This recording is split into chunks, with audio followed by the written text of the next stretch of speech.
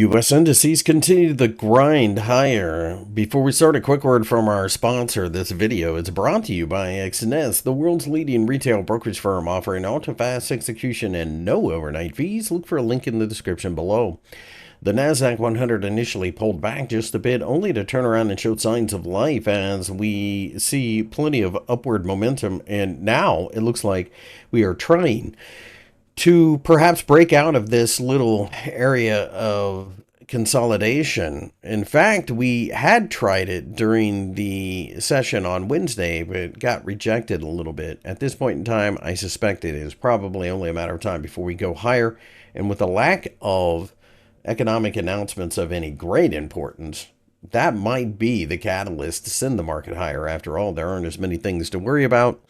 But we'll just have to wait and see how that plays out. Ultimately, short-term pullback should end up being buying opportunities in this market.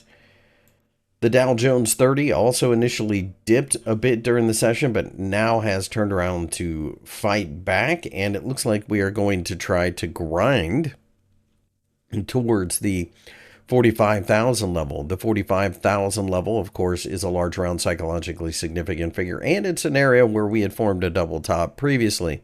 What this tells me is we are likely to see a lot of trouble in that area, but I also recognize that this is a market that will more likely than not eventually get there and eventually break above it. Quite frankly, it's almost preordained at this point, but keep in mind that the Dow Jones 30 had shot straight up in the air and now is working off some excess froth.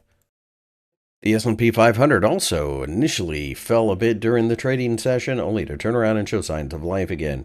At this point in time, it looks like the market is trying to do everything it can to break higher, perhaps breaking above that 6,300 level and continue on its way to the upside. We had rallied significantly. We had gone sideways a little bit, forming maybe something like a bullish flag, at the very least working off some of the excess. And now it looks like we're going to try to continue that run higher. Quite frankly, it just looks to me like the markets want to go higher, and short-term pullbacks continue to offer potential buying opportunities in a market that has just launched from the lows.